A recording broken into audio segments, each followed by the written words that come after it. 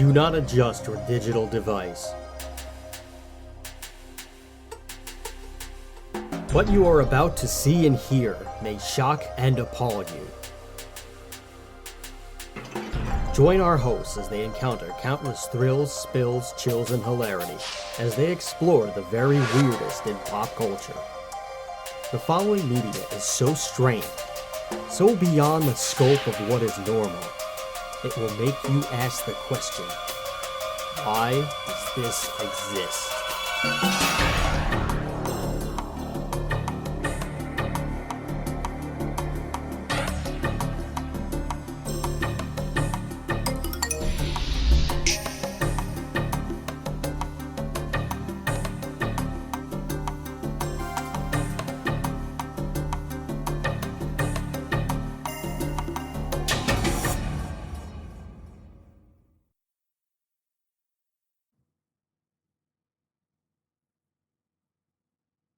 Hello, everybody, and welcome to another episode of Why Does This Exist? I'm Chris. And I'm Rob. And today is December 23rd. It is 10:04 at night. It is the day before Christmas, which can only mean one thing. It is its own holiday. Now, depending on the time of year, we are not talking about Hanukkah or Kwanzaa, although sometimes they do fall on today. We are talking about Festivus. That's not the topic of today, but Festivus is what's happened. We're recording on Festivus. As a feat of strength, we watched a B movie, but we both enjoy this movie, so I guess maybe it's not a feat of strength. But then again, my feat of strength that I had to deal with today was getting down to a COVID test site. Now I wasn't in contact with anybody. It was some stupid truck, and waiting in the cold for about an hour and a half wasn't even the worst part. It was this stupid freaking lady who was just standing in line that was just talking about things that she has no experience talking about. Like, this lady was just mad because She came down to this truck. She was waiting in line for maybe 20 minutes. This was the person behind me. And she was complaining because Mayor de Blasio was he put this thing up and he made a whole thing about how if you waited more than an hour, they would give you a free rapid test, which that wasn't true, by the way. They did not give anyone a free rapid test. And we waited more than an hour. So that was a lie. The nurses were constantly going in and out. When I use that term loosely because there were only 3 people in the truck, really. I mean, it was a truck. How much could you really do? But they were just everybody was taking a break. So it wasn't even going smoothly. So there was just inefficiency and carelessness. But that would have been fine if this lady behind me just wasn't behind me at all. I really couldn't stand this woman. She was talking about politics, and she was like, "Oh, well, maybe," she's like, we've had too many Democrats as mayor and governors, so maybe we should have a Republican one, and that'll change everything." And I'm like, you have no business talking about this. I'm not getting into politics on this show. I've probably said it before. I hate all politicians. I don't care what they say that they're going to do. For the most part, they're all lying. And what the few things that they get done that actually are progressive, it's not even close to what it should be, because there's all the lobbyists and everything else in the Senate, and nobody can agree because they have different colored underwear on. So they have to go the other, especially now where everything gets more extreme as we keep getting more parties. Well, I'm not getting more parties, but the parties keep getting more and more extreme because I think everyone's figured it out. Only wackos want to be in politics. So you're pretty much getting the worst of the worst. Also, that's how they fucking get their fucking the being more extreme is how they fucking become popular. It's fucking pro wrestlers basically. If you think it's politics of pro wrestling, you'll understand it a lot more. Oh, this is a great analogy. I know where you're going, but the people in digital media device land don't know. It's politics, the way fucking the voting, that fucking election day, it's all fake, just like wrestling is. It's a fucking predetermined show, basically. And the fucking characters that, like, they're like these parodies of characters, like, that, like, just fucking are, like, the worst people ever, but, like, serious. They're not, like, it's like they're not, they keep to kayfabe too well, I guess you could say. Mm-hmm. And it's just, they're just fucking, that's how politics is. It's just that. It's fucking pro wrestling. Yeah, except it just doesn't get violent. Well, I mean, it did. It does get last violent. year, but not in the way that you'd expect. That was basically like all like the old wrestling in like the 60s and 70s in Puerto Rico, where the fans would riot and you'd have to like get the hell out of there if the heel won.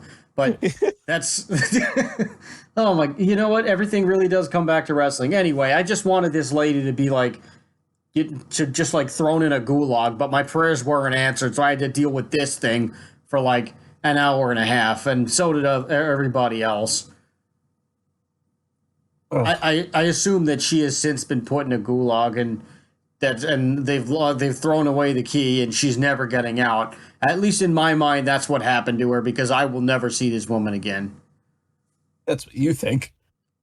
You're right. Chances are I'll like run into her wherever I go now. Yeah.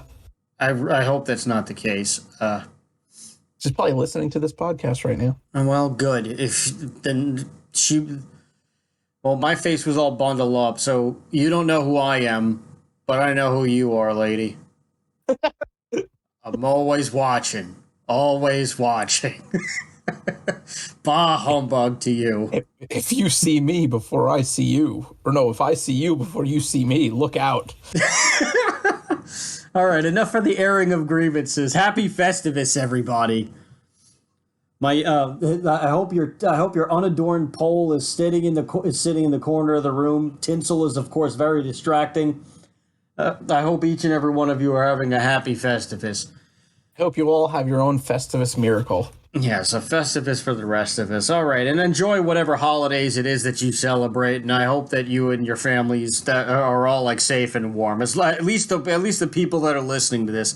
Everybody who's not listening to this, I really couldn't give a damn about what's going on in your lives, because you don't care about ours. Anyway, that took a dark turn. We're talking about Santa's Sleigh, by the way. This is a movie starring Bill Goldberg. Yes, the wrestler of Bill Goldberg. So again, we're bringing this back into wrestling in some context.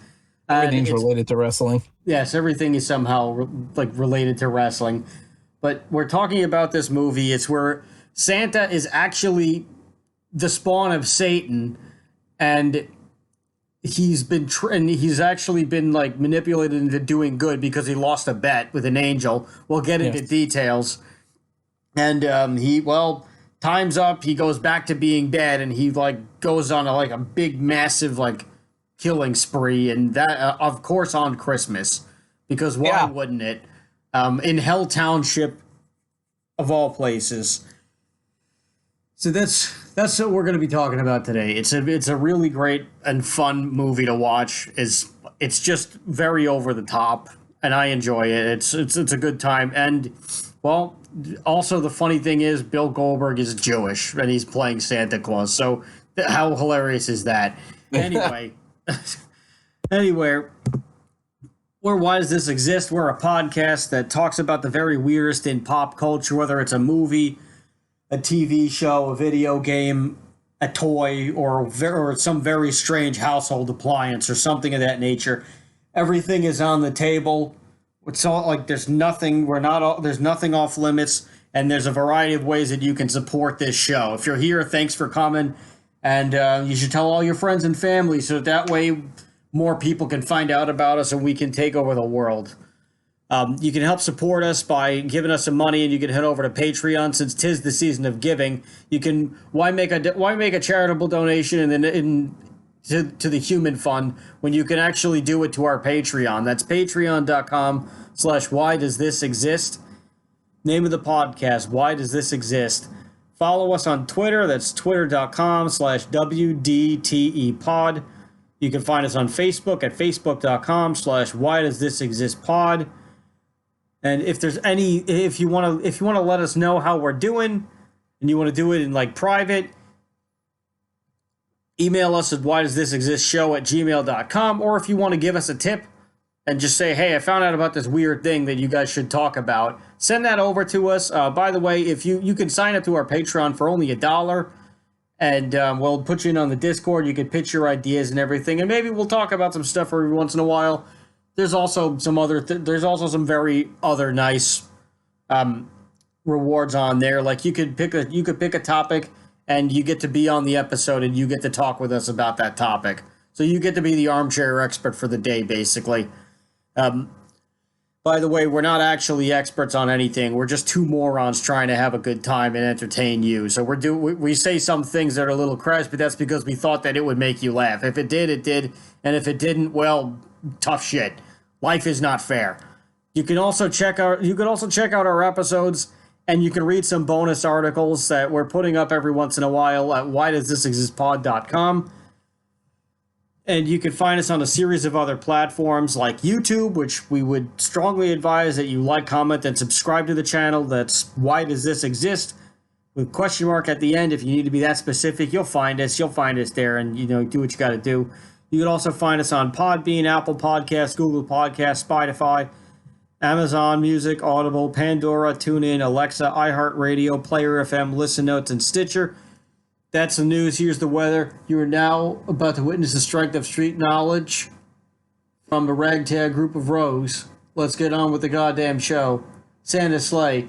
This thing opens up with a big family Christmas where everyone in the family, this is a fun bit of trivia, is all of every actor is actually Jewish in real life. So that's already funny. Like Fran Drescher is the mom. Yeah, and James Caan is the dad. And Chris Kattan is, I guess, the son-in-law or something who's having an affair with Fran Drescher, with the mother. Yeah, there's some like incestuous fucking undertones there. Yeah, there's a bunch of crazy stuff going on, and this it just opens up with this really wealthy family of like just assholes, really. Yeah. And they're all like being smug and rich, and they're just like talking about all of their stupid material possessions and how they want what somebody else has, but they're also glad that they're rich. And like when they're in, there's all a bunch of like, innuendos and like, jokes on how like the marriage has died, basically. Like James Caan like looks at Fran Drescher and he's like, oh, well, it's I hope you didn't like dry out this bird like it did last year. It's like, it's not like it better be. It'd be nice if it were moist. And then Fran Drescher like shoots back, and she's like, "Yeah, moist. That would be nice." And like and then before you know it, Bill Goldberg shows up. Santa crashes through the fireplace, and he just murders each and every one of these people pretty like graphic, like in a pretty grisly way. Yeah. So everybody just kind of gets their just desserts. And that sets the tone for the rest of the movie. Yeah. We then go over to Hell Township, which I believe is a place in Canada, or at least like the town. I think it's in Michigan. Is it Michigan? Is it Hell Township, Michigan? Yeah. Okay, I thought that it was in Canada. I think it's Hell, Michigan. I don't know, because like on the Wikipedia, the Christmas Eve is in Alberta, Canada, where like the whole family gets murdered. And then Hell. I don't know. The Wikipedia just says Michigan's pretty close to Canada, so yeah, that's true. So I guess he could just hop the. Who gives a shit? It's Hell Township is wherever Hell Township. It's fucking Santa Claus. He goes around the world. So yeah, he does what he's supposed to do. He also doesn't have like 8 reindeer. He just has one like reindeer beast thing called like they call it the Hell Deer, and it's like a giant buffalo, really. It's just crazy. Bison, yeah, it's just crazy stuff. But then we go down there, and we go down to Hell Township, and we see the main. We get to meet the main characters, and the boy and his love interest, who he's like kind of shy to like to let her know that he's interested in her. They both work at. She is literally throwing herself at him, basically. Yeah. They work at a Jewish deli. There's something like there's just something really like going. There's like some kind of like undertone on how like it's almost like an in joke in the movie. How like everything is like really Jewish. Yeah. Or like secretly Jewish in a way. I don't know. It's just that there's like a lot of like weird like, oh, this is actually Jewish coincidences in there. So it's just it's like little Easter eggs, I guess, to Bill Goldberg playing Santa. I don't know what the logic is, but clearly there's like some thing that they were like trying to do. Yeah. Or maybe it was just supposed to be like a realistic approach to like Hallmark movie towns, or like in traditional Christmas movies, everybody is like celebrates Christmas, and like somehow there's, I guess maybe that's what has to do with it, because like in all like the main, yeah, I never thought about that actually, in like all the main like Christmas movies or like Christmas specials or anything like that, like there's just magically no Jewish people at all. Or anybody who doesn't celebrate Christmas. I never actually thought about that. Maybe that's Crazy Nights, but that was not that good of a movie. Yeah, I mean that also like and that was like, also a Hanukkah movie. So yeah, so I wouldn't even. I would hope there would be Jews in that. Yeah, the Hanukkah movie produced by Adam Sandler. So yes, I would imagine that would have Jewish things in it. Yeah, I never actually thought about that. How like there's just magically no Christmas, no Jewish people or anybody who doesn't celebrate Christmas in there, except for the Grinch, where like the Grinch is a bad guy. So like, makes you think. Actually, they actually did that right in this movie. Good for them. Yeah. Okay. Good job, Santa's sleigh people, Santa's slayers. I don't know what to call the cast and crew. Santa's slayers. I guess so. Anyway, so Santa shows up, and once again he shows up to Hell Township, and he starts like slowly wreaking havoc on this place and just like killing people. And you find out that by the way, the main character's name is Nicholas Yulson. So like go figure, Yulson. They're like Nordic. Yeah. And he lives with his crazy grandfather who like builds like a bunker in their basement to survive Christmas, and like his grandpa hates Christmas and everything. Yeah. And his grandpa is like, I guess you could take it away from here, but he asks his grandpa why his grandpa hates Christmas, because they don't celebrate, they don't do anything, they don't like give Christmas presents or anything. So like they're like, what the heck? We're Catholic, we celebrate, like we're supposed to be celebrating Christmas, but my crazy grandpa hates it, so I can't even. So like I miss out every year. Mm-hmm. So he kind of wants to get to the bottom of this, and I guess this is where you can take the wheel. Yeah. So the grandpa whips out this book, and it's called the Book of Claws, and basically says that, which is written in Old Norse, of course, and it says that essentially what happened was Santa Claus was born of a virgin birth of Satan and a virgin. Yeah, so Santa's the Antichrist. Yeah, Santa is literally the Antichrist. He's the son of Satan. And Christmas was originally the day of slaying for Santa, which it was his birthday, and he would go out and just kill people for fun because he was the son of Satan. And eventually in AD 1005, I mean, an angel... Who doesn't celebrate their birthday by like just murdering everything? Everybody. I imagine that's how many dictators celebrate their birthday. Well, yeah, probably. That's probably what they did. Well, happy birthday. Let's murder one person for every year I've been on this earth. Oh God. So that like exponentially just gets bigger. Yeah, I could totally see a bunch of like crazy dictators doing stuff like that. I don't want it to happen, but I'm sure it has. I hope it doesn't, but I wouldn't be like, it's a dictator. Would you be surprised about anything that they did unless it was something actually nice that was good for humanity? Well, there is such a thing as the benevolent dictator, as someone that's like a dictator but like is kind and to their people and shit like that. That's been a thing. Has it happened? Yeah, oh, yeah. Well, back in like the days when there was like kings and shit, like sometimes the king was a good person, even though they ruled absolutely. Sometimes they were actually a good person. In fact, a lot of times kings were like I would say, better than elected officials in some ways, because, you know, an elected official, like, you know, whatever, if they friggin' are a bad person, they just don't get reelected, whatever. But, you know, back in the old days, if the king was a fucking asshole, the friggin' peasants would rise up and fucking murder the king. So No, this is true. So the king kind of like had to be a little bit of a good guy sometimes. Yeah, I never really considered like a kingship to be a dictatorship because it just has a different name. But Oh yeah, I mean, yeah, you look really, by another name. it's essentially, yeah, exactly, it's the same thing. You know, I would say like the only difference is that modern dictatorships aren't always hereditary, whereas the kingships and kingdoms were always hereditary. Huh. I'm learning a lot today. It's a Festivus miracle. Anyway, Anyway, continue. so this angel comes down and challenges Santa to a contest, a curling contest.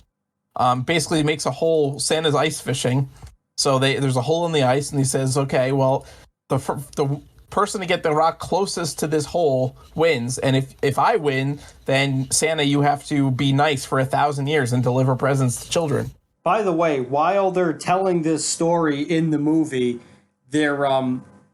it's filmed through like stop motion. It's animated, yeah, like a stop motion, like the old Christmas specials, like Rudolph the Red Reindeer and stuff. Like one of the old Rankin Bass ones. Yeah, same exact style.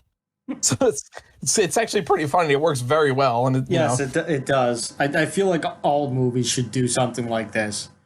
Well, I mean, Christmas movies. I think all flashbacks should be Rankin Bass style. For being like such a B movie, it is actually, there is a lot of like homages to like classic Christmas movies and stuff in this, and it's actually like it's almost like a Christmas parody movie, like Scary Movie except for Christmas, like in just like the humor and like how it's like, obviously it's a slasher film, but it's like it's a comedy slasher film. There's like really no scary moments in it. It's mostly just like pretty funny moments. And Bill Goldberg as Santa Claus is fucking hilarious. Like it works somehow. It's the perfect pairing. Yeah. Like, I think anybody else that was in that role, we would have probably been like, "Oh God, this movie sucks. I can't believe it." But he made this. He made this Santa like great. Yes. He really makes the movie like what it is. Yeah. And every like thing he says, it's almost like watching like, it's cheesy, but it's hilarious. Like all these fucking Christmas puns, like, it's almost like watching Batman and Robin with freaking Mr. Freeze and the cold puns. Like, it's like, but everything he says is like a reference. Like Fran Drescher's character's name in this is Virginia Mason. So when he kind of bursts through the chimney in their house, she's like, "Santa?" And he's like, "Yes, Virginia. Santa is real." Like, there is a Santa Claus. There is a Santa Claus. Yeah. And then he murders them all. Yes. So he loses the bet. He goes first. His rock gets right next to the hole. And then the angel goes and knocks Santa's rock in the hole and wins. So Santa has to be nice for 1,000 years. And he does. He goes and he delivers toys. He holds up his end of the bargain. But then in 2005, the 1,000 years is over and he's back, and that's why he's killing again, because he's allowed to now. And he's got to make up for lost time. Yeah. And well, it's his birthday, so why not? He also wants to go. The reason why he's going on this very specific killing spree and going to Hell Township is because he's purposely going to try to find. He knows that the grandpa is actually the angel. Spoiler alert. And he's going to like basically get his revenge and kill him because the grandson Nicholas wrote Santa Claus a letter, and like that kind of tipped Santa Claus off like years before. So Santa Claus like held on to the letter and used it, and then he tracked down where they lived in Hell Township. Keeping it pretty true to like Santa mythology, like they didn't. Yes. There's a lot of details that they didn't gloss over. Yeah, I have to say it is pretty funny. Yeah, Santa carries presents in this, but they're all like bombs. Yeah, they're all dastardly tricks. Yeah. Also, funny thing, Brett Ratner like produced this movie. Really? He didn't direct it. Yeah, David Steinman directed it and wrote it, but I think he had worked with Brett Ratner at some point, or he was like his right hand man or something like that. Yeah. So, like that's where the connection is made. But he but like he was just kind of like did himself a favor, and he was like, "Hey, man, Yeah. like I got this movie. Can you like just kind of help me fund it or produce it or whatever? Like we go way back." And like Brett Ratner was like, "Yeah, sure. It sounds pretty funny." And it actually is pretty funny. It wasn't a terrible movie. No, it's not. It's certainly compared to like fucking Thanksgiving. Like this is like miles above that. Well, I mean, again, this is like it's a B movie, but it actually had a budget. It's not just like here's like $1,000, go make a movie. Like this one actually had. Let's see. See if I can find how much this actually would cost to make. It doesn't look like gross. It only grossed $6,000 worldwide. Oh Jesus, that's. But I don't know if that's true. I don't know how like true that is. And that's a hell of a bomb. I think it only had a limited release in theaters.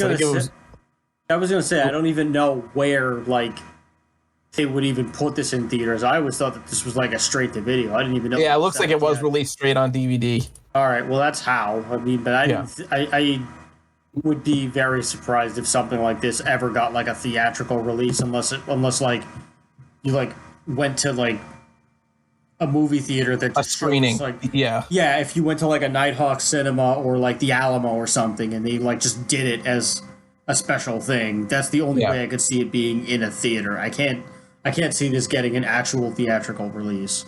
Yeah.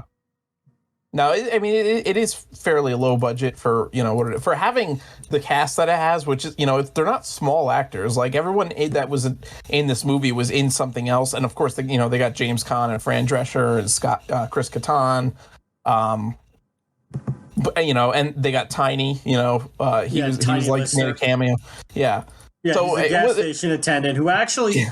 Like they develop his backstory pretty quickly, like even though he's only in the movie for like 2 minutes at best, he's like basically the only black guy in town, and the kids like obviously Hell Township is a small town, so he's like he goes to Tiny Lister, he goes into the gas station, he's like, hey, I know everybody around this town, I've never seen you before, and he's just like, yeah, I'm selling gas right.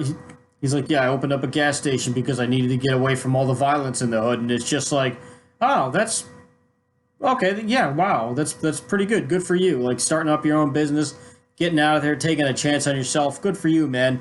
The only downside to that line is that he had to get out because of the violence, and he's like, here he is, like right as like Santa shows up and goes on a killing spree. So it's like, sucks to be you, I guess. Yeah, but that's the only time that we see him, so I guess we can assume that he's fine. I don't think he gets killed. Nothing. Santa is like specifically targets certain things. Like there's a couple times where he just walks right by people. He doesn't bother killing them. Yeah, like a lot of the times when he like he's specifically going into town to murder like the grandpa. Yeah.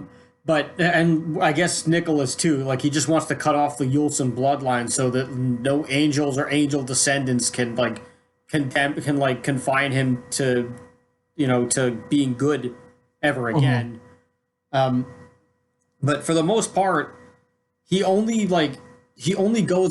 other people that he goes after are like people that he's either en route to try to find Nick and his grandpa, which unfortunately is like the Jewish deli owner, which also he doesn't. Another weird, like I guess meta joke thing is like Santa doesn't like Jewish people. Like there's a part where you see like Hasidic Jewish people walking by and he like hisses at them. Yeah. And they're just like... But he doesn't kill them, and he could have easily done that, so... No, I know. He doesn't kill them. Also, that would probably open up, like, a bunch of, like, controversy in the movies. That's true. So, like, yeah, that's true. Even though Santa is Jewish, there would be a lot of conflicts, and I'm sure there'd be many issues to this day. So, like, he just hisses at them when he could murder them, but he doesn't. He does, unfortunately, murder the deli owner by, like, stabbing a menorah through his neck and pinning him to a wall with it.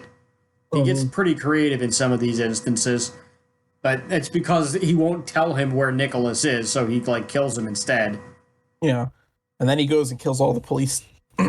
Nicholas, after he goes down to the deli because he hears over the radio that, or the police band, that there was an incident at the deli. So he goes there and he gets there before the cops, and he finds his boss murdered. And his boss tries to warn him that it was Santa Claus that does it, but he's like, got a friggin' menorah through his throat, so it's really hard for him to talk. So then the police kind of take Nicholas in, because obviously he's the only one standing there at the scene of this brutal murder. So, they take him in. Right, like... And the police station is quite funny, because the police captain's name is Caulk. And, they do almost like a friggin', a raunchy who's on first kind of routine with it a little bit with the name. So he eventually gets, he sees the captain. He gets bailed out by Mac, his girlfriend, Mary McKenzie. And they leave. And then Santa shows up and basically murders everybody at the police station, and then steals a police car and tries to pull them over. He also murders the nasty old lady when he gets like early in the movie. Oh, that's true. He gets pissed off because she's like driving like an old lady, and she's like fucking like all over the road. And he's like, "Move, lady!" And so she doesn't move, so he just rams her her off the road. No, he specifically says, "Move, bitch, get out of the way." And I think that's true. I think that's and that's obviously a reference to the Ludacris song. Yes. Of the same title, but. I want to say that song came out around that time, and it was like very popular. Actually, that's probably why it was in the movie. Does Ludacris do any music anymore? I think he just. I've only seen him in like Fast and Furious stuff. Yeah. Yeah, I think he only acts. Good for him.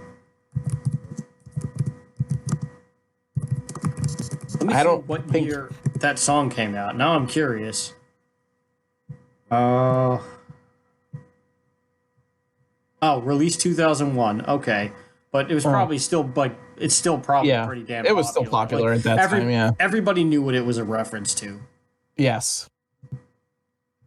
So he tells her that, and then he like runs her off the road, and she goes careening off of like a snowbank and like dies in spectacular fashion. Yeah, the car flips over, explodes. That's the only thing that's missing, is the car doesn't explode. Oh, well, it's on fire. It's on fire, but there's not like a giant explosion. That would be that would be the only way to make that funnier. Yeah. But yeah, he just kills people that like annoy him. Kills people that are in his way. Yeah, basically. Anybody that's in his way, he kills them. But if they're just like passerby, that like he might just be like mean to them, but he's not gonna kill them. There's like the one scene where he drives through like his sleigh through like a nativity scene and like beheads like one of the wise men, and like there's these two old people standing there watching, and he just kind of like passes by like maniacally laughing. Yeah. So he also goes to the strip club too, because after 1,000 years of being good, you want to be a little bad. And not just in like a murderous rampage. You got to just cool off in some other ways. So he heads down to the strip club where the town pastor is, and he took all the friggin' donation money from the church to the strip club. Of course he did. Yeah. So he's being a very naughty boy himself, and he's bribing the security at the door, and they're like, "Oh well, you weren't there. You weren't in here tonight. Like we never saw you," and they're like, whatever. Mm-hmm. And he's getting lap dances and doing whatever. It's just him and the people who work there at the strip club. So I guess he's kind of like rented the place out. No, there's other I people don't- there because Are when there? Santa starts killing everybody, they run up and try to stop him. I thought those were people that worked there. Well, there was a couple of people that worked there, but then there was also like a guy. This is where, and we find this out later because Tiny tells us he's waiting for his like shipment or something, and the truck driver got killed at the strip club, and the truck driver was the guy with the plaid shirt or whatever. Oh yeah, that's right. He gets like electrocuted. Santa like puts the friggin' like stripper pole up into like light and like he's holding onto it and he like kicks it up into the light and it electrocutes him. There's some pretty clever like kills in this one. Yeah, they do get pretty creative, and I mean, I guess they'd have to. It's like a little trivia note: the body count in this movie is 41, so that's a lot of killing, Yep. all in one eve of Christmas. So that's probably, honestly, that town is pretty damn small. So that's probably like a good chunk of the population in that area. Yeah. Interesting. So- Also, another interesting thing. So Goldberg, he met his wife like Yes. while he was making making this movie. His wife is a stunt double, and well, there's a scene where there's a scene in the strip club where like after he like starts murdering all the dudes that work there, he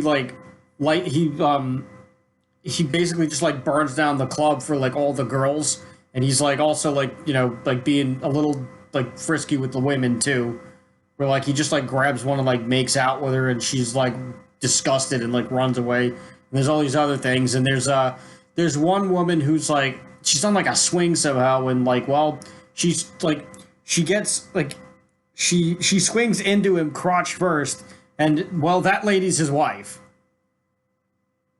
There's no other way to say it. He met his wife because she had to stick her crotch in his face. So that's not really a story to tell your kids on how exactly you met. We're making a movie. What kind of movie? It's not important.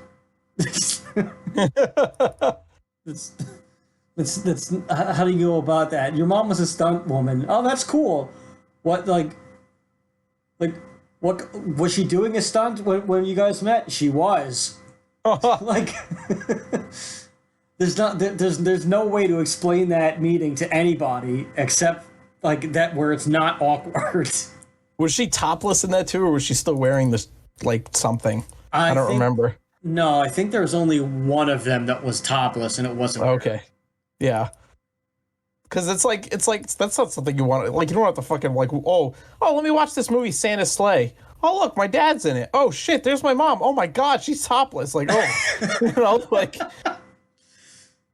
fucked up. And it's like not even like a porn movie or anything. It's just like it's just like just a regular like rated. This is like a regular like regular horror movie. So it's like this is a movie that the whole world could potentially see and openly speak about it. This opens up so many things. I'm not judging if like you're listening to this and like and this is your mom or you're the mom. I'm not judging you. You did what you had to do. This was the role, and that's fine. But it's just as somebody's child, that would be a weird thing to find out, and I would not want to let everybody in school know. I'll put it that way. But yes, he met his wife, Wanda Ferriton, on the set of the movie, and they married several months afterwards. I mean, I can only imagine why. There's nothing there's no conversation you can't have after like you're meeting your future spouse because they have to stick their crotch in your face. Multiple times, probably. You gotta think there's more than one take. Oh, I'm sure. How many of those takes were necessary? Yeah. How many of them were because they both were just like, oh, let's just do, where they were like, oh, all right, let's do one more take, and the other one was like, oh, you're so bad. Yeah. Like, there's just so many questions that I don't want to know the answer to that are stemming from this one interaction. But anyway, so the movie continues. Everyone in the strip club is murdered. The strip club is called Gold Diggers, I believe, by the way. Yes. Yeah. And all the strippers have like pun names. Yeah, like Tess Tickler. Yeah, Tess Tickler, and there was another one that was like Dixie Sucker or something like that. It's Dixie Wrecked. I don't know. That's what it was. It was Dixie Wrecked. Yeah. Yeah. So he goes in there specifically. He goes in there to murder the pastor, and yeah, but the pastor escapes. Yes. So back to, I guess, after he's killed all the cops in the station also, he steals the cop car and pulls them over, Mac and Nicholas, and luckily so they pull over, they think it's like the cops, they look in the rear mirror, they realize it's Santa Claus walking up, and so they start to drive away, but of course he runs at them like the friggin' liquid Terminator. And he's jumps on their car. He's jacked. Yeah. This man speared people for a living before he was doing wrestling. He was in the NFL. So this man has just been he's been tackling people all his life. There's no way that you're gonna stop him. Yeah. So he jumps on their truck, and luckily she has a gun, like a shotgun under the seat, because I guess her dad is like a crazy NRA guy, so he's got guns stashed everywhere. So there's a shotgun under the seat of her car, and Nicholas picks it up and loads it and blows Santa Claus away, and Santa kind of just flies off the back of the truck and lands on the floor and just rolls.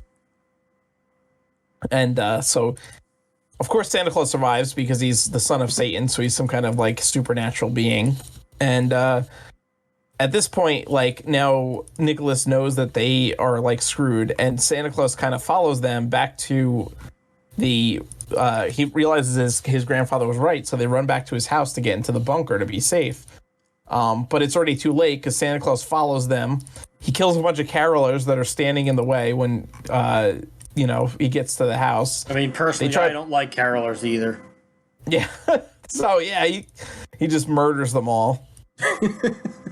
I enjoyed that part personally. I really just don't like them. At one point, I was in a teen group when I was in high school, just a local youth group where we were all just a bunch of maniacs who occasionally under the guise of doing community work and nice things as part of the church, we were just a bunch of crazy people who were just nuts. We would flip couches while people were on them. Sometimes we would be on the couch and somebody else would flip us. We all in good fun, of course. But we were crazy. We were crazy people. Yeah. Good times. But yeah, there was a couple of times where they made us go out and do caroling, and we hated doing that. Yeah. But yeah, we did. I mean, we would kind of wait until we got to a certain point, and then me and my other buddy would drift off, and we would just go to a 7-Eleven or something, get a Slurpee, and then come back an hour and a half later, and just be oh, all right, how was it? But carolers, I never liked them. I never liked the idea. I don't like seeing them in movies. I get that they're supposed to bring good spirits and everything, and it's just no, you're ruining my day. I can't even hear myself talk. I'm not going to give you any figgy pudding. Who the hell even wants figgy pudding? Fuck is figgy pudding? I don't know. I would never make this. So it sounds gross. Yeah, you're asking me for something that you're just never going to get. But that's the point. They know this because the following lyric is we won't go until we get some. So these assholes premeditated that figgy pudding was just never going to be on a menu. So they were going to go to every single house and just annoy them. Yeah. We won't go until we get some. Yes, and then move on. Who does that? First of all, I'm not inviting you into my house, but that's not going to stop you because, especially if I don't live in Texas or one of those crazy NRA states where they're if you're on my property, I can just shoot you. Where this would be the one instance where I could actually see it coming in handy. But I can't do anything about it.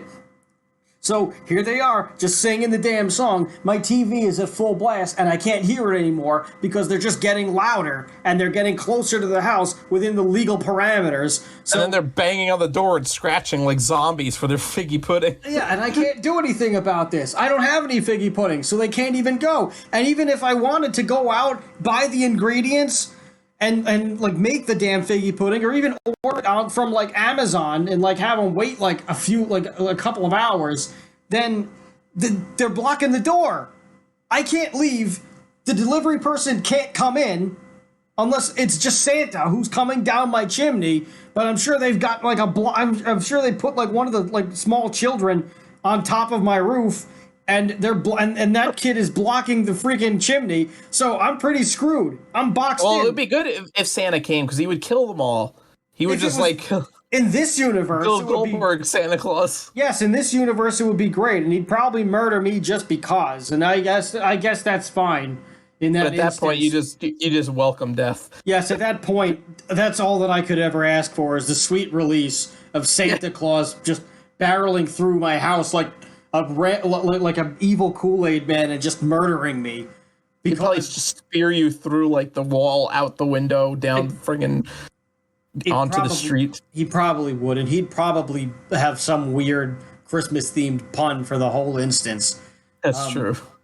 I hate carolers. I hate those people. I hate the practice. I think it should be abolished and banned. I don't care if you're listening and you're a caroler. I don't care if this brings you joy and you enjoy doing it. You're inconveniencing every single person. Caroling is not for good. You cannot be a caroler and a good person at the same time. It's impossible. It's physically impossible. And part of it is because of that well-timed lyric in that song. I don't care if you don't believe in that song. You're singing the damn song. You're not leaving. You're doing what it says. It's almost like it's a legally binding contract for the carolers to torment the person that they're caroling to. The carolee? Would that make me the carolee? I guess. It's a terrible verbal contract that hasn't really been examined because, well, most lawyers don't celebrate Christmas. And I don't even mean because of a religious thing, although that is sometimes the case. Lawyers are just too damn busy to be celebrating Christmas most of the time. Yeah. And, well, I hate carolers. Well, it's a good thing that Santa comes and kills them all to get into the house. They run down to the bunker. They try to hide, but at this point it's too late. The bunker can't protect them now because Santa knows exactly where they are. And he comes and breaks down the bunker door, but they escape through like a secret passage that leads to the garage, where Grandpa Yulson has 2 snowmobiles set up.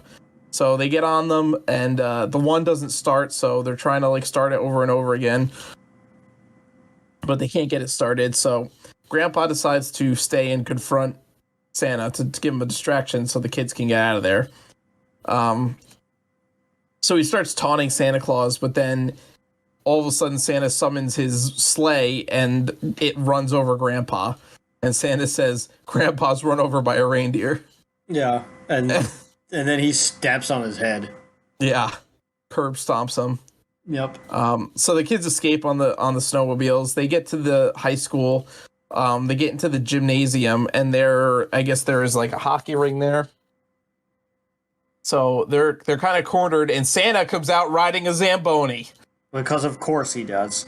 Of classic. Just trying to murder the last of the Yulesons. Yeah. When Angel Grandpa shows up in his true form, his final form, he shows up and he re-challenges him to a similar curling contest, except Santa once again accepts and he's like, "All right, fine, but this time we go on my rules. You go first, and on top of that, when I win, you go to hell and you get tormented and ripped apart for eternity." Yeah. So the Angel Grandpa goes first. Also, Grandpa being the weird inventor, he gives him he gives Nicholas a Christmas present for the first time yeah. in the bunker, and he tells him, oh, it's a practical gift. So the best gift is a practical one, and it's a weird little riddle, and he opens it up and it's a nutcracker, and he's like, I don't know what I'm supposed to do with this. Well, but he's like, you'll know when to use it. Yeah, turns out it's a fucking weapon.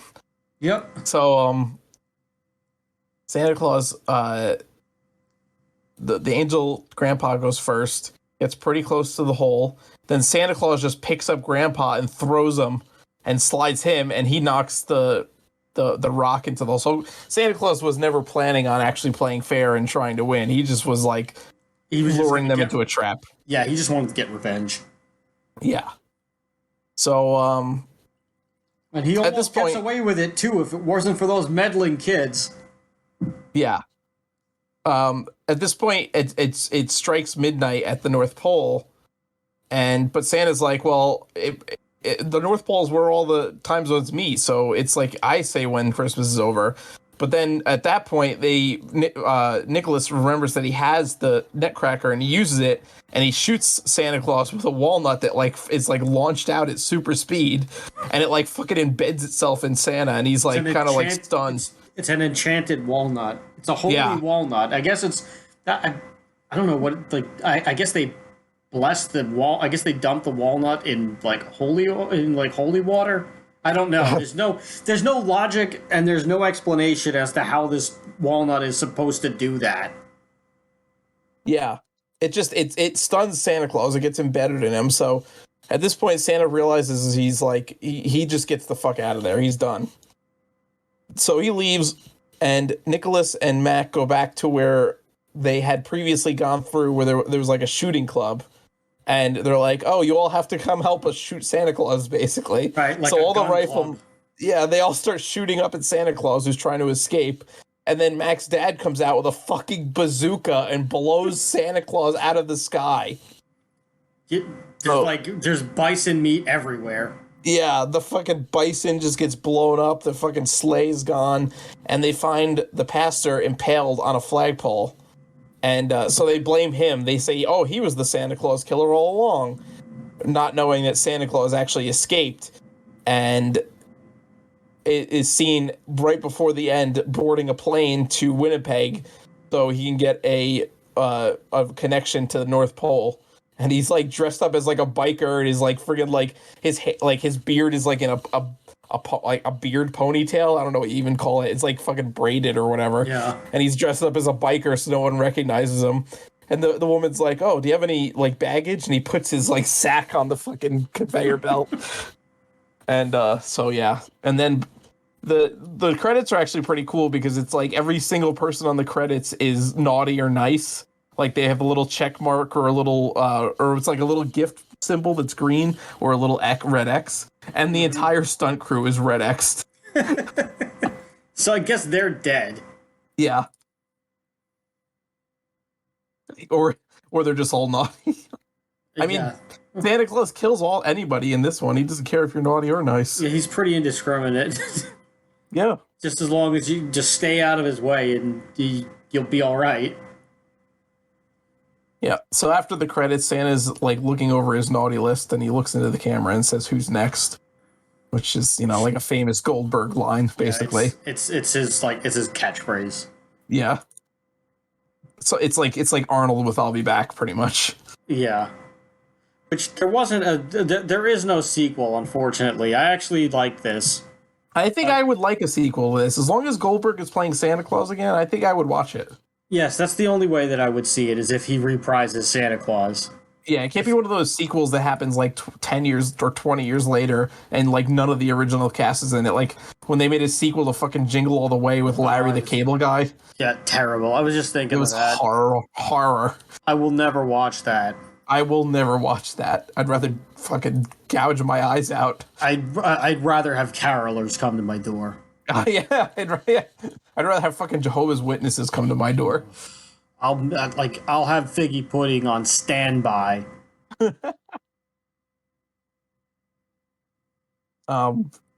But you know, if they could get Bill Goldberg back for Santa Slay too, I'd watch it.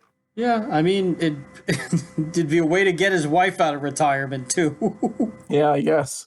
Well, she dies. She was one of the strippers, so she got killed. Yeah, but I mean, we don't see them die off. We don't see them die on screens. Like, it's not That's like true. they don't name all of them. It's I'm sure she could just conveniently be the stripper that escaped. That could actually be like a good setup to like revitalize his wife's acting career. That's true. Maybe she doesn't want to act anymore. Maybe she's like a homemaker or something, though. I mean, that's totally fine. I don't know what she actually does anyway. I mean, I know they have a kid who, like, I guess he's like 17 or like 19 or something like that. He got involved in like the Lashley story, in like the storyline that he had with Lashley this year. Like at the end of the WrestleMania match, like he jumped out of the crowd to like save Goldberg because like his knees like went out. This is kayfabe, but I think his knee really did get injured in real life. Yeah. Which is pretty much the first real injury that he's ever had his entire wrestling career, which that's a miracle in itself. But like the kid like gets out, he like jumps on Lashley and like Lashley like grabs him, doesn't see that it's Goldberg's kid, chokes him out and then like throws him, and then Goldberg, who's like, you know, tending to his knee, sees his kid on the floor, sees Lashley, and he's like, oh, now I'm mad. And then I think they recently resolved that in the Saudi Arabia thing, but I haven't really watched too much wrestling this year, honestly. Speaking of wrestling, I'm looking at some of the extended cast members of Santa Slay. Apparently, Vince Russo is in it too. What? He's one of the patrons in the strip club. Well, that makes sense. It's probably not too far off from real life. That's bizarre. That's fucking crazy. What a weird thing to make him an extra in. What a weird thing to be so linked to wrestling. Yes. David Steinman is probably a big wrestling fan, the director and writer. I would be very surprised. It's like, you wouldn't cast Goldberg for anything unless you knew who he was. Yeah. Like, I don't think that you would... Like, I guarantee you that was, like, his wish list, and he was probably like, I'm not making the movie unless Goldberg is Santa Claus. And like, Brett Ratner was probably like, who's Goldberg? And he, like, showed him, and he was probably like, oh, crap, yeah, that's perfect. He's also Jewish? Yeah, that's even better. Let's do that. So there's a bunch of wacky trivia in this game. Wow. It feels like a video game. That would be a weird video game, actually. But there's a bunch of very odd trivia in this movie for just odd reasons. Like, all right, I guess I'll just like, this is off the IMDb page, but I'll just like go through it and like, you know, if there's anything interesting, we'll just like bring it up. I don't think there's just really anything else to say about this movie except just like pointing out all these like weird things. So the old book, the Book of Claus that explains the origin of Santa Claus is written in Icelandic. Some people think that the parts of the Santa mythos are taken from Norse legends, which I could see some of that. Yeah. Like, I could see, like, bits and pieces, but and also, like, the Yulesons, like, they do point out that they have, like, Nordic ancestry, so... Yeah, that's why the book is written in Old Norse. Yeah, so that would be plausible if they took a couple of things, like Santa Claus is more of, like, a Krampus. So, like, that kind of checks out. We mentioned the Who's Next thing, which is, like, the Goldberg line. If you haven't seen, like, if you don't know who Goldberg is, just like watch a bunch of his stuff. His best match is Halloween Havoc. I think it was 97 or 98 against Diamond Dallas Page. That's the best Goldberg match ever. It's like, and also one of his longer ones. This was like, so like Goldberg was like, he had this streak when he came in and he like blew people away and like he just went like, so, like, also, the weird thing about the Goldberg undefeated streak is, like, he went undefeated for, like, a year, and, like, they would just have him, like, destroy people in, like, 30 seconds, and that was what, like, got him over, because, like, he really was pretty green. He couldn't really, like, he couldn't really wrestle that well. Unfortunately, like part of that was he accidentally like ended Bret Hart's career with a kick that just hit him the wrong way in the head. And it just and Bret Hart has said that like says that Goldberg can't wrestle at all, has called him like a 0 out of 10 worker, which I don't really blame him because his career was ended by Goldberg, but I wouldn't call him a 0 out of 10 necessarily. But no, there's worse people than Goldberg. Yeah, and I would give him like a 5 or a 6 out of 10. He wasn't like technically sound or anything, and like the reasons why they gave him so many short matches all the time was like to really hide his weaknesses, and he didn't talk too much when he was like in the earlier parts of his career that he's like more known for in WCW. But anyway, he would like the funny thing about his streak is like he would fight one guy and then he would fight another guy, and then by like 5 weeks it was like, all right, he fought like he's 5-0, he's undefeated, and then after a while like the numbers would suddenly be like dramatically inflated. Like from week to week, so it would be like, oh, it's Goldberg, he's 25-0, and it's like, and then it's like, and then the next week it's like, oh, he's 58-0, and it's like, wait, how many people did he 30? He wrestled 30 dark matches in between, like this fucking Monday Nitro and this Monday Nitro. He wrestled 30 dark matches and won all of them. Right, it's just like, geez, this guy's in the ring all the time. Like, like this guy's a maniac, and then before you know it. Like, he's not even on TV for like a year, and they're like, "Oh, it's 175 people." He's like, he's had an undefeated streak of 175 people, and it's like he had maybe wrestled like 30 matches on TV. Yeah. So it's like, how do you? It's like how do you math? But also like nobody cared because they liked the character and they liked like what he was about. Mm-hmm. So yeah, it was just really funny. Like the whole like Goldberg streak thing, and then like his first part of his WWE run, which had just ended like a few months before I guess they started filming this. This came out in 2005. He was done wrestling at WrestleMania 20 in 2004, which was a terrible match, by the way, between him and Brock Lesnar, which sounds great on paper, and when they did it later on, it was fine and it was good. But this match was just terrible because they were both leaving the company that day. They were both unhappy. Even Stone Cold as a referee couldn't save it. And it was just, they just wrestled the worst match on purpose, and the crowd knew, so they booed the crap out of them. And they were like, well, who cares? We're leaving. They have both since come back and have redeemed themselves, which with their more recent runs. But yeah, that was an interesting time. Well, I feel like the Goldberg, was it the rematch of Goldberg and Lesnar? That was fucking great. Goldberg. No, the first one where he won in like less than a minute, and it was at Mania, wasn't it? Yeah, it was like 4 or 5 minutes or something. It was like 2 minutes and 2.5 minutes, I think. The actual match like itself. 6 minutes. No, from bell to bell, it was like 2.5 minutes. Oh. Yeah, and that's why people were pissed off about it. Yeah, like Goldberg speared him once and then did the jackhammer and won. Oh, I thought that was the one where they went on the outside and he like speared him through the barricade and there was I'm talking about the first match that they had when they first. No, Lesnar had been back for a while. This is when Goldberg first came back. Yeah, I thought in like 2017, was it? I guess. God, it was a while ago. It was like 2016 or 2017, I think.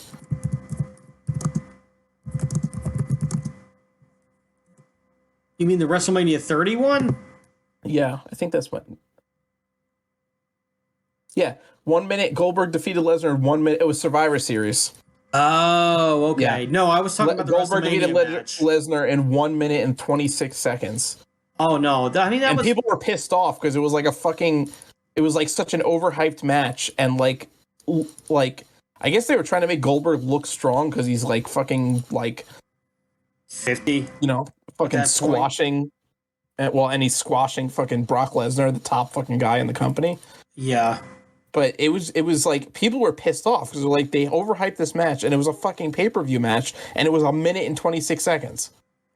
No, I was talking about the match at WrestleMania 33. Oh, okay. That was like 10-ish minutes with entrances.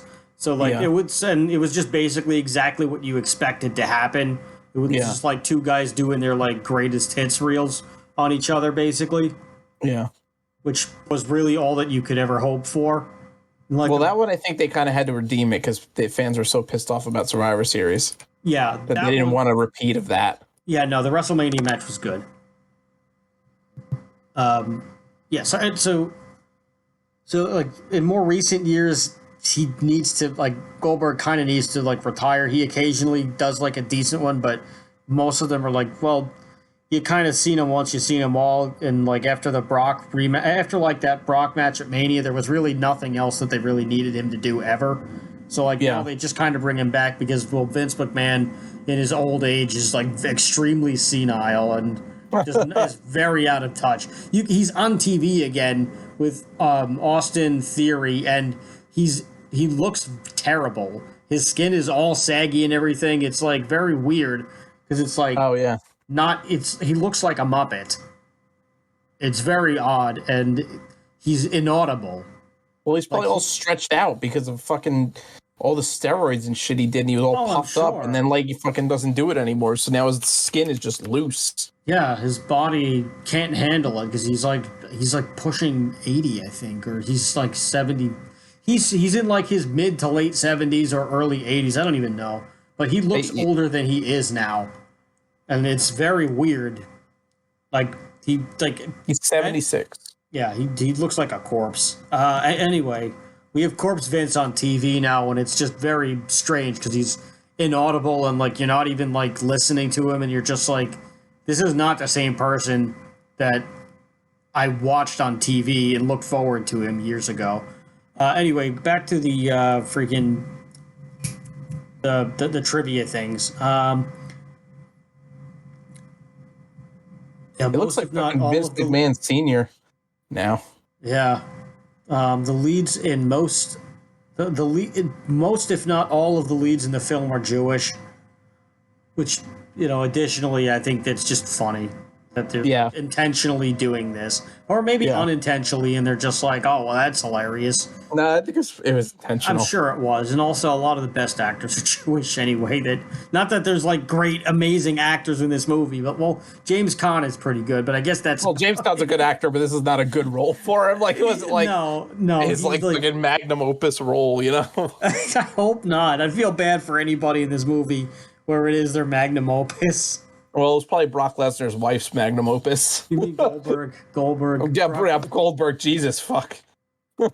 Goldberg's Brock wife. Lesnar's wife's magnum opus was the Playboy spreads. Yeah, it's fucking Brock Sable. Lesnar's wife, for context, Brock Lesnar's wife is Reyna Miro, formerly Sable, from the Attitude Era of WWF, and she was like the first like female wrestler to do a Playboy shoot. So this isn't like a sexist joke. This is true.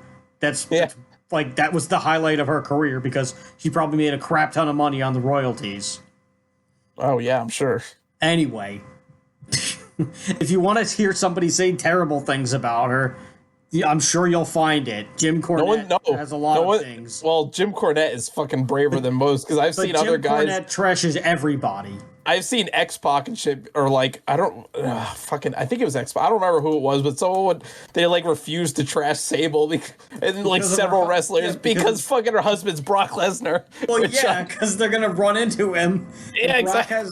And Brock has FU money, so like Brock is gonna like. Brock will fucking just literally tear them in half like a phone book. Yeah, and Guy's a fucking monster. Yeah, he'll get on a private. He'll do what Jay and Silent Bob do at the end of Jay and Silent Bob Strike Back. Yeah, but he'll do it in real life. Yeah, like just hunt you down like a dog, and he likes to hunt caribou and things too. He probably does it with like his bare hands. I wouldn't be surprised if he like tracks them and just like mauls them during hunting season. Yeah, probably. He probably like rents out the entire hunting range just so that like a stray bullet doesn't annoy him and like because I refuse to believe that Brock can be killed by conventional means. I'm sure he can't. And fucking bullets would bounce off him like Superman. Yeah. We need this man to hunt down Bigfoot and all of like the like Brock Lesnar. the weird cryptozoic monsters. He's probably the only one who could do it, and he could probably like murder all of them With his bare hands. Yeah, he would fucking just like jump into Loch Ness Monster and fucking put the fucking Nessie into a fucking rear naked choke. Yeah. You probably put Bigfoot into a coma. Oh god.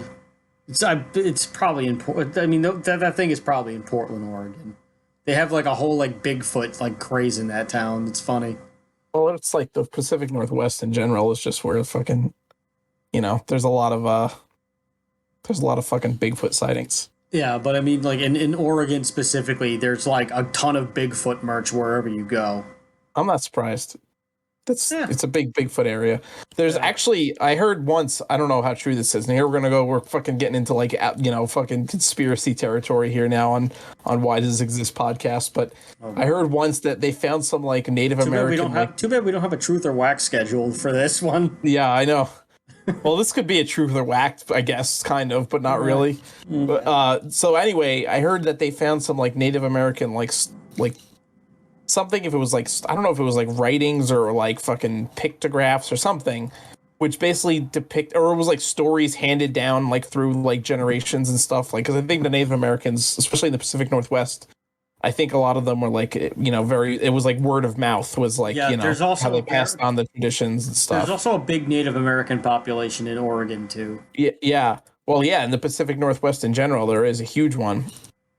And like apparently there's like stories of like, back before Europeans were in America, like, and it might have been even closer to like, thousands of years ago, like, there was Native Americans, there was wild men. They had like a war with the wild men of the woods or whatever. Like they were, and it was like depicted as like Bigfoot. So it was like a society of Bigfoots and the Society of Native Americans.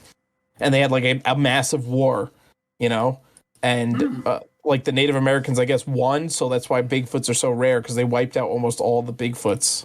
That's crazy. You know what? I wonder if we want to get even further into that. I wonder if Bigfoots are the descendants of the Nephilim. Oh no!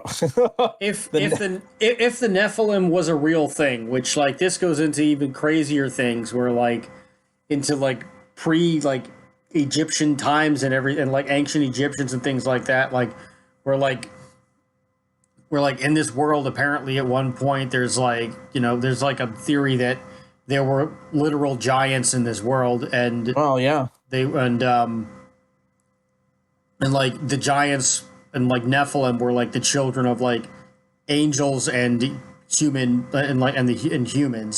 and they weren't allowed to mix because there was like a whole because like just it was like, no, you're a divine being, you can't mix and fall in love with and procreate with a mortal, because it's all kinds of crazy stuff can happen, which then we end up getting the Nephilim, which is just this like crazy bloodthirsty race of these like giants that are just kind of like messed up because they have divine knowledge, because there's something about like mixing the divine blood and the human blood where like it just makes them like crazy, and they're like not fixed basically.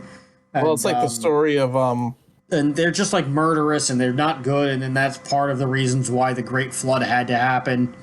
And what's crazy about that too? So there is like actual evidence that there was some kind of flood thousands of years ago. Yes, and I was getting to that. There's multiple there obviously like there's Christianity and then Judaism that has the story of the Great Flood, but there like a lot of ancient civilizations had a story of a Great Flood. Right. Like there's like the Epic of Gilgamesh and stuff, which had stories of Great Flood. I think in Indian mythology there was a story of a Great Flood. Not like Native American Indian, like from the Indian subcontinent in Asia. Yeah, there is like Middle Eastern ancient history that tells of that too. I think maybe it came out in like the Ottoman Empire and things like that. It's the Epic of Gilgamesh, which was from like ancient Babylon. It was like written during ancient Babylon.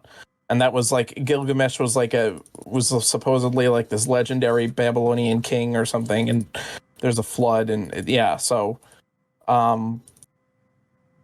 but yeah, there's like all kinds of crazy evidence that there was some kind of civilization like tens of thousands of years ago, and it got wiped out possibly because of some event.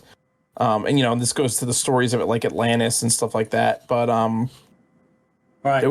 apparently there was a thing called the Younger Dryas event, which happened like 11,000 years ago.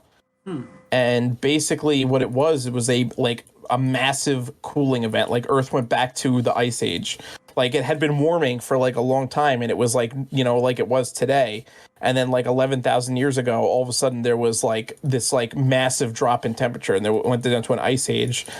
So there's theories that like maybe like a comet hit or something like that, and there was like like a nuclear winter from that, and it basically wiped out like this advanced human civilization and like knocked us back to the Stone Age.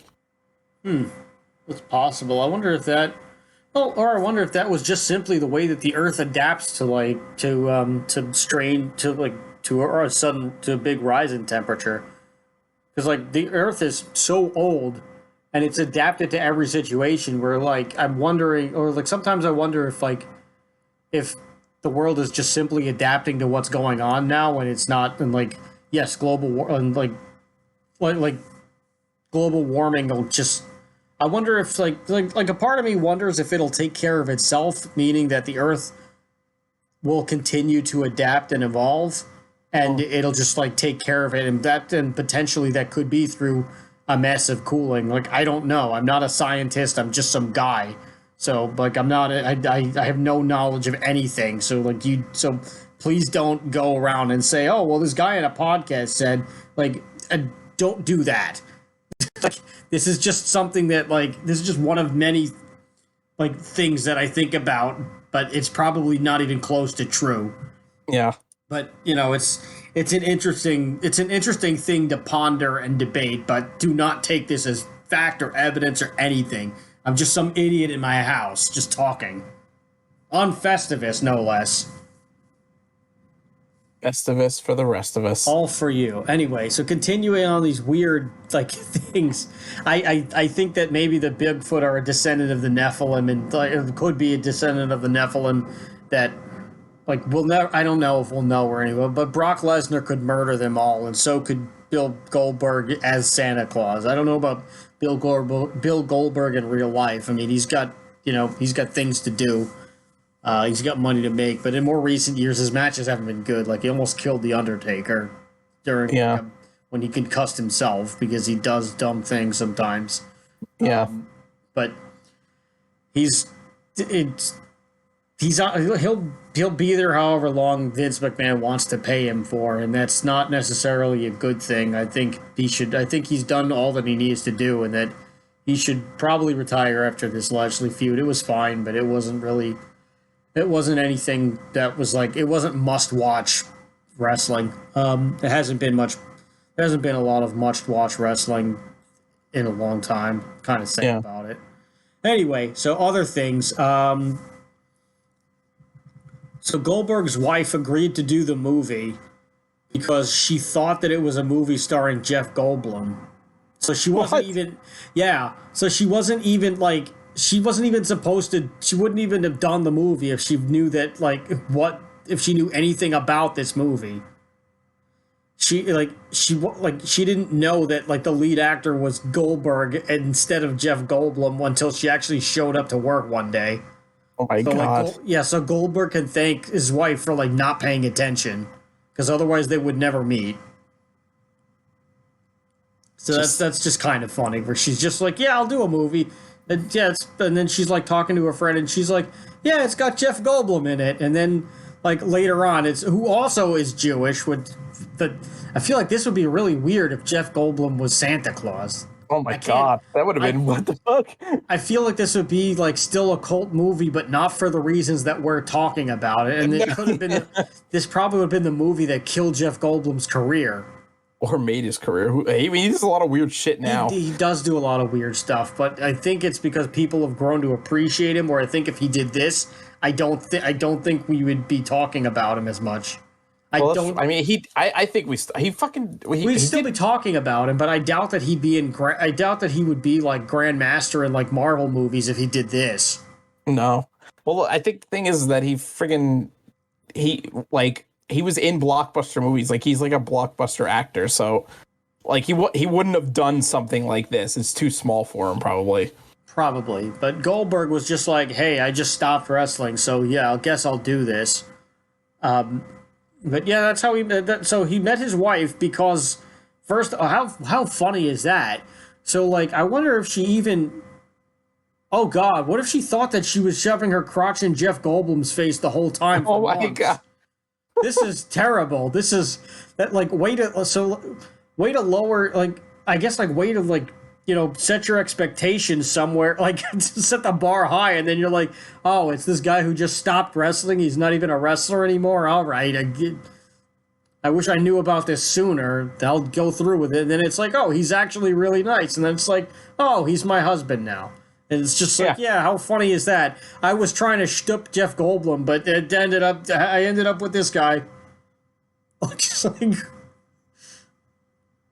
Maybe she friggin' calls out Jeff Goldblum's name in bed sometimes. Oh my God. I mean, what if the safe word is Jeff? Oh God. Oh, why are we thinking about this? It's because it's 11:23 at night on Festivus. That's why we're thinking about this. Tiny Lister was named Tiny at the end of the movie, but is credited only as gas attendant. I wonder if that was like a mistake or if he just didn't want to be credited. Yeah, I don't know, but like Tiny Lister, like, rest his soul, didn't really he didn't have like major roles that I can really remember. Like, he mostly did like little bit parts, but he like was typecast in the same role as like the big bully guy who actually ends up being like a pretty like nice guy and like sensitive down under. But it was always like very small minor things, but like you loved him for it. He also was in that movie with Hulk Hogan about like wrestling, and then where he was Zeus or whatever, and I forgot what movie that was. He was a wrestler, wasn't he? Didn't he actually wrestle as Zeus? They brought him in as Zeus to promote the movie, and I think they had like a cage match or something that is not very good because, well, you know, Tiny Lister is an actor, he's not a wrestler, and they just like they did the best they could with him, but also Hulk Hogan is like as much as like everybody loved him for what he was doing in the wrestling world and everything, he was not that good of a worker. He could work the crowd, but he was not a good wrestler per se. Like, he needed to work with someone who made him shine. And could sell for him. He didn't, but he particularly was not that good of a wrestler.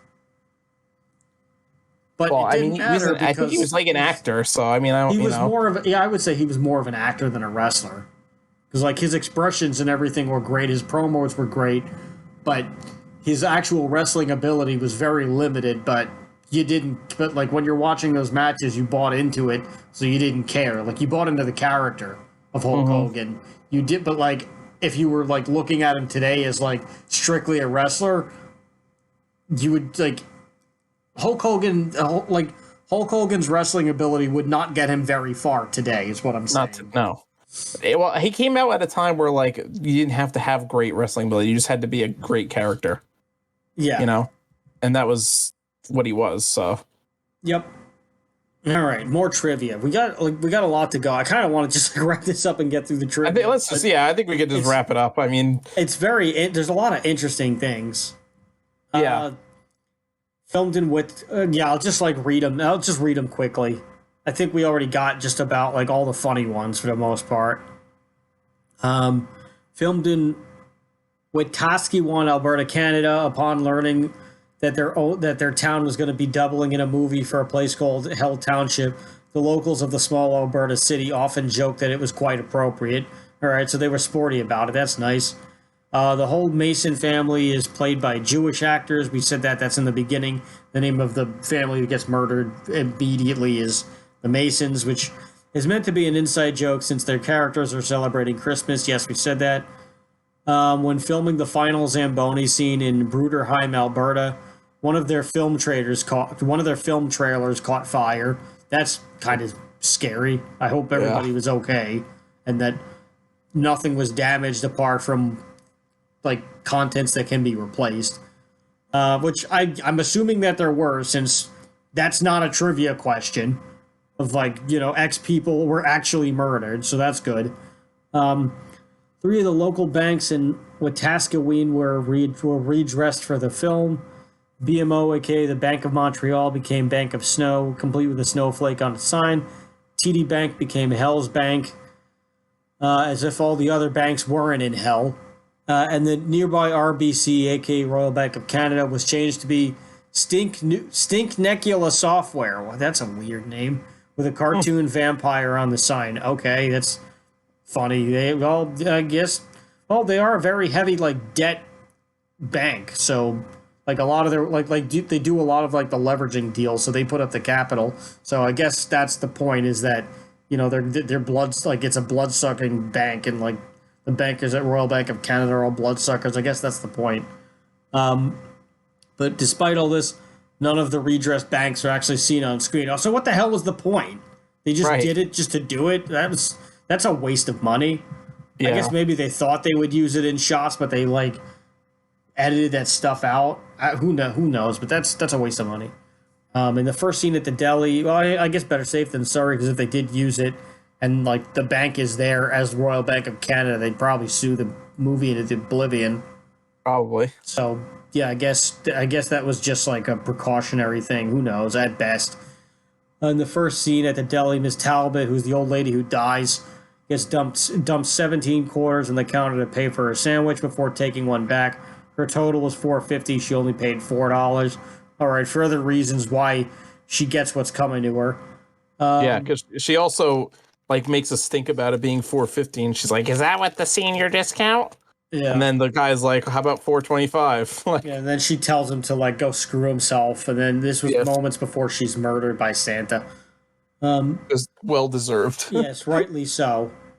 Stars Bill Goldberg and Emily DeRaven share a birthday, which is December 27th. Oh, that's coming up 2 days after the holiday depicted in the film. Good for them.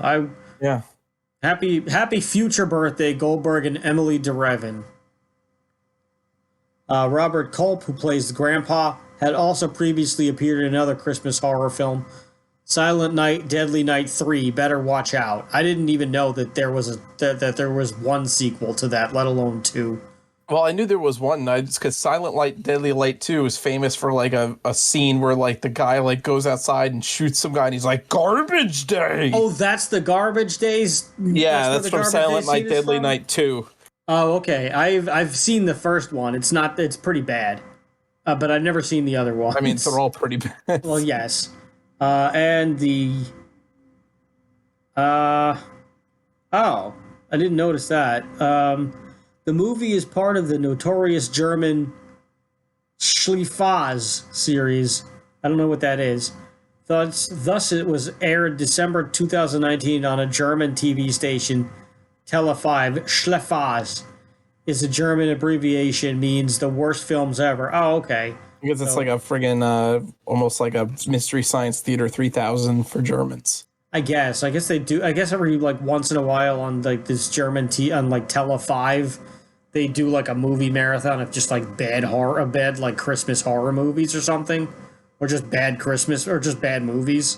So that's probably like part of it. Anyway, in that series, 2 hosts present the whole flick and make fun of it throughout the whole movie. Oh, so it's the German Mystery Science Theater then. Yeah. Okay. Then this last one, which I didn't even notice, unlike other movies where they usually survive in an entire horrific event of the series, Santa's first victim in this movie is actually a dog. Oh, I didn't realize that he kills a dog. Yeah, it was the little. Oh crap! You're right. They killed a little Pomeranian in the beginning. I totally forgot about that. I didn't realize he kills the dog first. Yeah, because he kicks it. Oh, I didn't think that he killed the dog. He like punts it into the friggin' like. He punts it into the chimney, and the chimney collapses on the dog.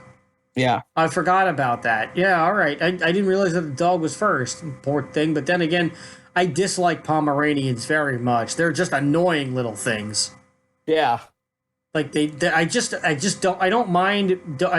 love dogs, but I don't like yippy dogs. Like little tiny yippy dogs with Napoleon complexes. I cannot stand them. because they always want the damn attention. They never shut the hell up. You have to yell at them a bajillion times. Oh my god, I hate those dogs. I hate Pomeranians especially. Too. Yes, they are. I really dislike them, and they're like these annoying little like wolves. They're like these mini wolves that like have these like Napoleon complexes. It's like a stuffed teddy bear that's just comes to life, and it's an asshole, but it's not even like cool like Ted, where it's like funny. It's just like this stupid, annoying thing that follows you around and is constantly nagging you. And I hate Pomeranians. I love dogs except that one, mostly, and that's I'm not. Well, Yorkies sometimes they're good. No, they're assholes too. Yorkies can be, but like I've met a couple of decent Yorkies. Not your mom's Yorkie. I don't like. Yeah, that one. No, they're assholes. That one's annoying. If your mom listens to this, I'm sorry, but that dog is annoying. No, she knows they're assholes, so it's all right. But I despise Pomeranians. I just do not like them. That and Carolers. If a group of Carolers happens to have a Pomeranian with it, I will get Goldberg claws on speed dial and just have him destroy these people.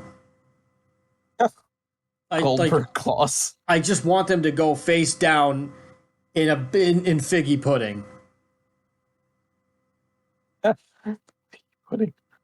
And he can do whatever he wants with the dog. I just get it out of my sight. Give it to his wife as a present, or just like an argument winner. I don't know. But yeah, I did that. A lot of weird trivia. This is a movie that's very funny. It's one of my favorite Christmas movies to watch because it's just funny. It's funny. It'll turn your brain off, and it's just this nonsensical, goofy humor that, like, it's just very funny. Yeah. And if you're, it's worth a watch. It's pretty violent though, so like you should brace yourself for some like creative deaths. But then again, it's a slasher movie, so they tend to get pretty creative. Yeah. But thanks everybody for joining us. We appreciate you taking the time to listen to this. I'll try to get this up as soon as possible, just in time for Christmas, because I may or may not be around this weekend to just get to get all the uploading and everything, because it's Christmas. I'm going to be doing things. You're going to be trying to dodge Bill Goldberg. Yeah, and I'm also going to be trying to not deal with carolers, and it's just all kinds of things that I'm going to try to that I'm going to try to do and try to avoid, and we'll see what happens. But for all of you listening to this, all 5 of you at best, happy holidays, Merry Christmas, Happy Festivus. Happy Festivus especially, Happy Kwanzaa. I don't know what other holidays there are in December, so I'm sorry. Yule. I don't know. Happy everything. Merry everything. Good. Happy birthday. Happy birthday. Happy birthday. Happy birthday, Goldberg. And whatever that other girl's name is. Emily the Raven. Happy birthday. Happy everything. Good job. I don't know. Great job. Great job. Thanks for checking us out. Thanks for having a good time. I hope that we've entertained you. If not, sorry, can't do anything about it. Maybe we'll entertain you next time. Next year. Well, practically next year. Next week, the podcast that we're going to try to do the end of the year is on Trading Places, the movie starring Dan Aykroyd and Eddie Murphy, which I love. It's like a lot of people tend to watch it around New Year's. I've watched it sometime, but it's a magical movie. It's a great movie. It's hilarious. Yes, just like this, but this is. I'm excited. But Trading Places is a much better caliber of film. Yeah. But yeah, I'm excited to watch this again too. All right, this has been Why Does This Exist? You guys have been lovely. You gals have been lovely. You everybody's have been lovely. Everyone has been lovely unless you're a Caroler or a Pomeranian. I've been Chris. And I've been Rob. And remember, question everything. Good night.